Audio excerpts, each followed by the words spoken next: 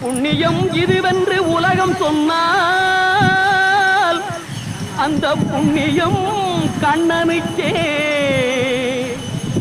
போற்றுவார் போற்றலும் கூற்றுவார் கூற்றலும் போகட்டும் கண்ணனுக்கே.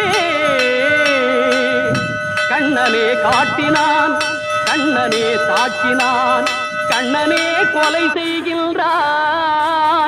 காண்டீபம் எழுக நின் கைவன்மை எழுக, இக்களமெல்லாம் சிவக்க பாழ.